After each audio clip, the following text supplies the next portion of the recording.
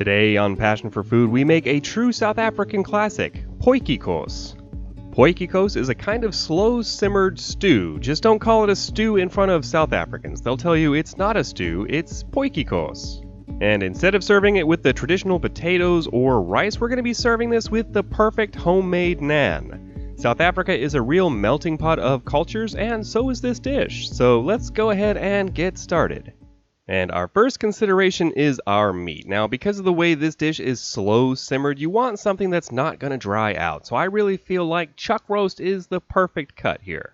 But I'm not just trying to start a beef. You can use whatever kind of meat you would like here. Chicken, fish, lamb. If you can simmer it, you can Potjiekos it. Interestingly, the history of Potjiekos dates all the way back to 1573 when the Spanish laid siege to the city of Leiden, Holland. And like with any siege, food shortages quickly became a problem, but the residents of Leiden found that if you simmer less desirable cuts of meat for a long time, they become tender. And so Potjiekos was born. Anyway, one thing I like to do before browning our meat in our potjie, which just literally translates to small pot by the way, is I like to season this super thoroughly with salt and pepper. Now that might look like an insane amount of salt, but it's not. This is a huge piece of meat, and one of the biggest problems people have in the kitchen is under-seasoning their food. So don't be shy with the salt. It really does beef up the flavor. Once we're happy with our seasoning, we just want to give this a really thorough searing on both sides. This really does add a lot to the flavor thanks to the wonders of the Maillard reaction.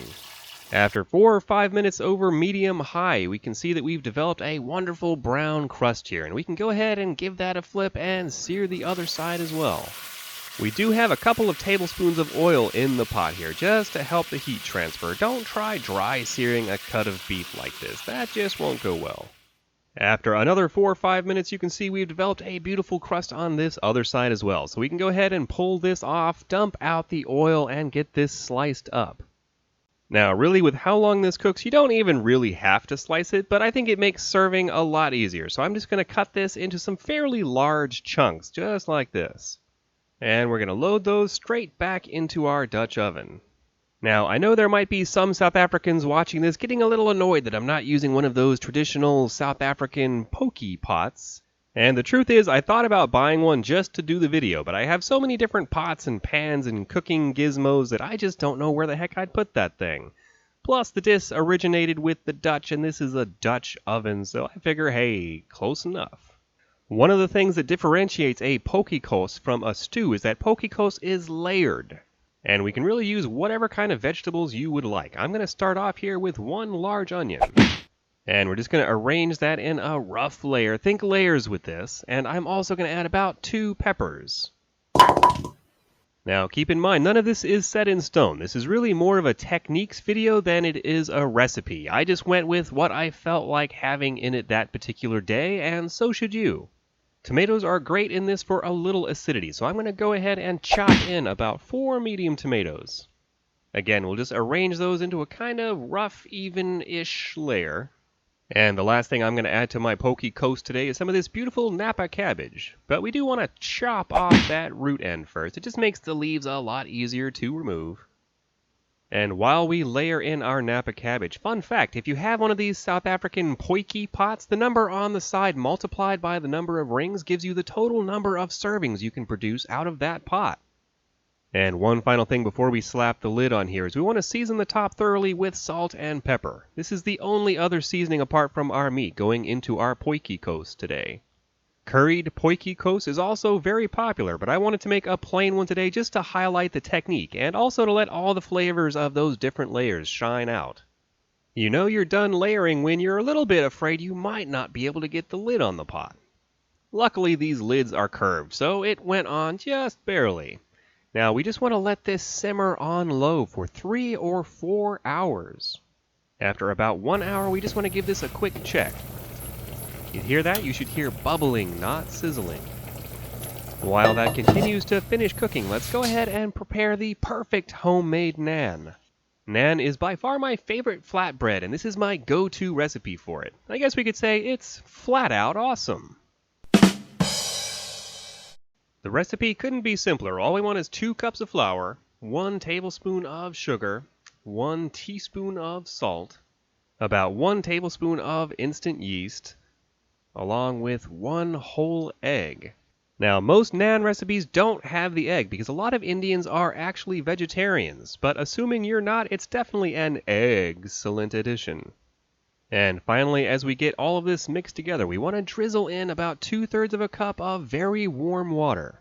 The warm water helps activate our yeast and give our rise a nice jump start. And we just want to continue kneading this for about 5 minutes until it forms a nice smooth dough ball. It should be a little bit sticky, but not too sticky. You should be able to poke it without it just sticking right to your hand. Anyway, once we're done having fun poking the dough, we just want to cover it with a tiny bit of oil, cover the container, and we're going to sit this in a warm place to rise for about 30 minutes. While it does, have you heard about the new religion based around flatbreads?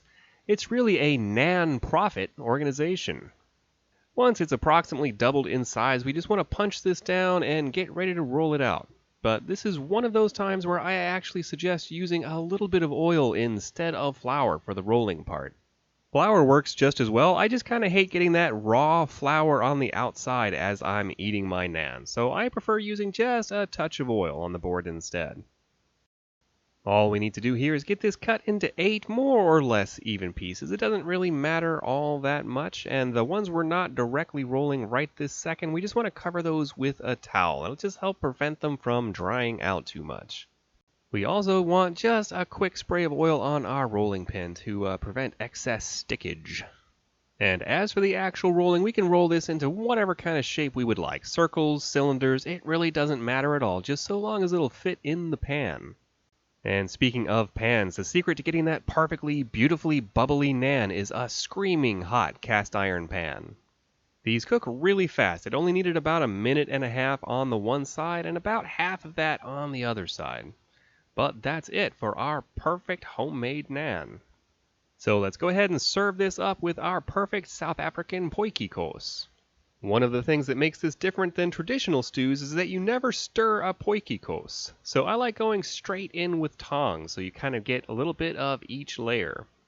And I don't mind telling you guys, this really looks and smells amazing. It's pretty traditional to serve this with rice or potatoes, but I'll take just about any excuse I can to make this beautiful naan.